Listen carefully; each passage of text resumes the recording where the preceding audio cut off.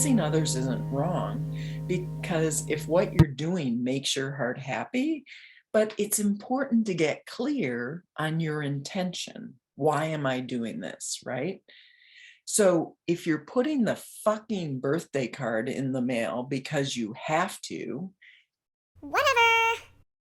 that's a different energy. Pay attention to putting the card in the mail because it makes your heart feel good.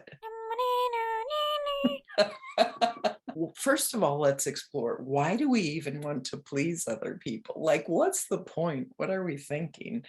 At its core, people pleasing is about trying to manipulate someone's opinion of you, like raving about how Aunt Maud's awful egg salad, how much you love it, when it's really making you retch with every bite.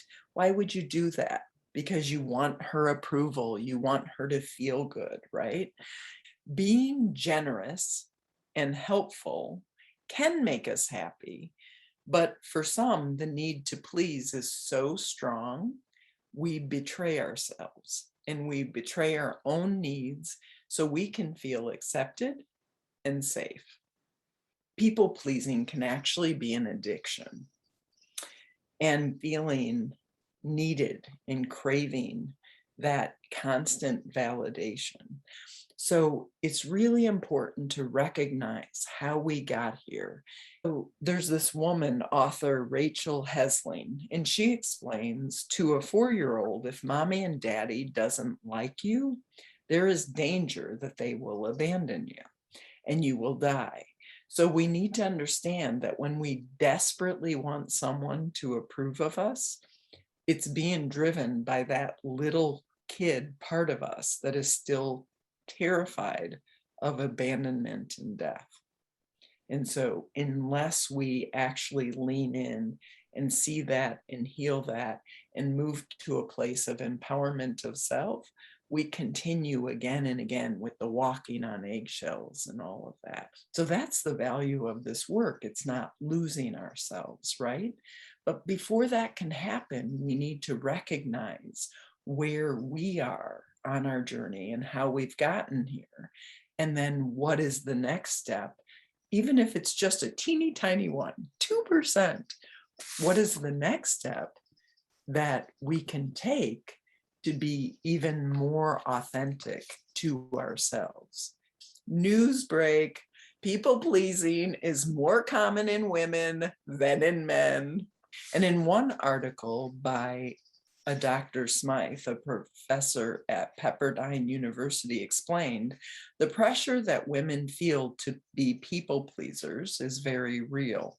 Young girls are told to be quiet and pleasant and to be oriented towards others, to not speak up for what they want and to please others. And these gender-based stereotypes are continuously reinforced in our society in a manner that distinctly disadvantages women.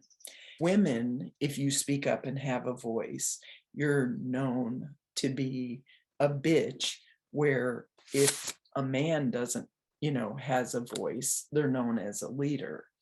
So there are so many things and ways that we haven't even questioned what's going on in our society. We just take it as this is the normal way. This is what we do. This is how we do it. How we got here is innocence. It's cluelessness, right? It's what we were taught. It's the immersion in the culture. And we innocently didn't know any other way. And then often we would treat ourselves and devalue ourselves. So pay attention. This is about really claiming our own, how we got here, right? So when other people would treat us, or society would treat us and negate our value and not love, value, and respect us, when we ultimately agree, even if it's unconsciously, when we ultimately agree, yes, I'm a worthless piece of shit. Yes, I don't deserve, to be loving and kind to myself. I don't deserve to feed and water myself. Like I'm not even going to pay attention that I have wants and needs. Pay attention, listen up. Yeah, you. Okay. So here's some signs that you're people pleasing. You ready? You laugh when others are laughing, even if it's not funny. Okay. You say yes when you want to say no. That's awkward, kind of obvious. You find yourself apologizing Sorry, a lot. sorry, sorry. A lot of times, in fact, I used to apologize for my existence often, and it really gets old. Like, what? And I had no idea I was even doing it. How ridiculous is that? Another sign that you're people pleasing is you feel responsible for how other people feel. So, feeling, oh, if they're unhappy, I'm the reason why they're unhappy, and I'm the one who needs to make them happy. Okay. Another, you offer to help someone even though they don't want you to. No, no, no. I know better than you. You can't be a miserable fuck. You have to be happy. Otherwise, I can't be happy. So let's go ahead and no, change your mind. Your feelings are wrong. You shouldn't be there. You need to be happy. Like that's a super common one, right? And one last sign that you're people pleasing, you're uncomfortable disagreeing with others even in your head, right? You're uncomfortable disagreeing with others. So, any of these ring a bell? Yes. When we lean into the discomfort and when we align with truth, it gives you clarity on how you feel. It gives you clarity on who you are and what you need. And as you start to speak your truths, you're going to begin to interrupt people pleasing patterns. Even if you don't name the truth out loud, to begin with, even if you start naming the truth in your head, it makes a huge difference because that's the interrupt, that's the stretch exercise. To begin with, it can be super scary, especially if it requires disappointing others in order to be true to yourself.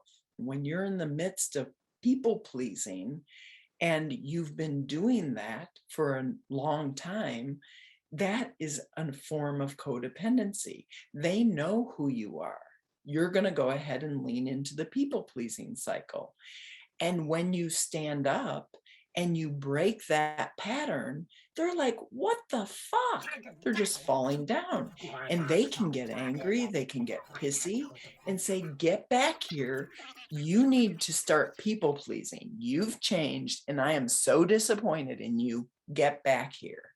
And they actually have every right to be pissed, right? You've changed.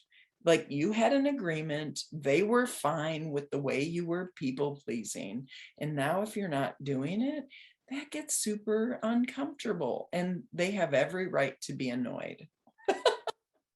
And you have every right not to continue in that pattern if it's not authentically you and not supporting you in connecting with the light, the truth, and the love that you are. Now we're going to talk about 3 different things that we can do to stop people pleasing.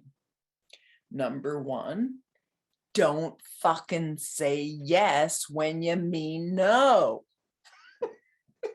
So when you say yes and you don't want to, at least have a conversation in your head. How could you have been more true to yourself, right? Practice makes perfect.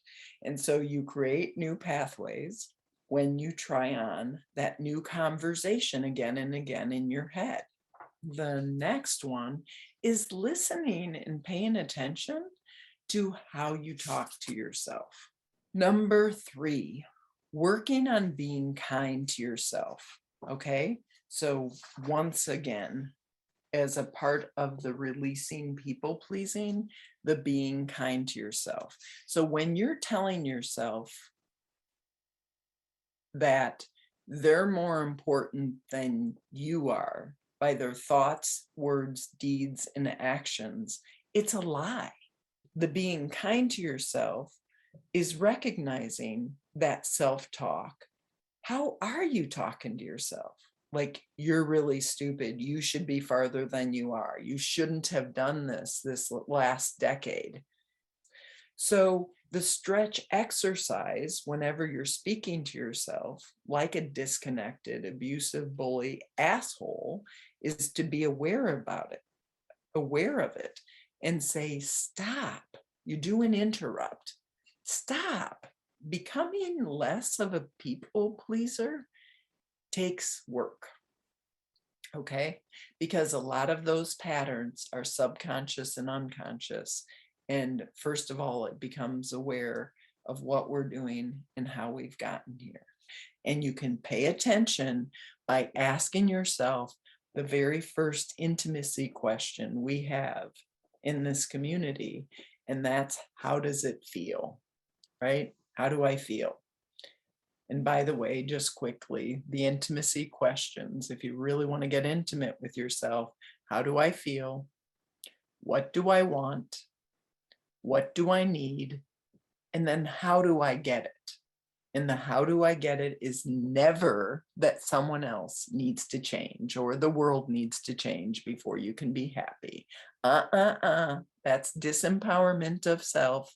Not okay. It's about empowerment of self. Okay. Over time, betraying ourselves stops being a go-to option as we let go of people pleasing others, because you're aligning and living in integrity of self more and more. So you experience the strength of healing and you begin to trust yourself and you begin to become authentically you. You're becoming who you already are in truth.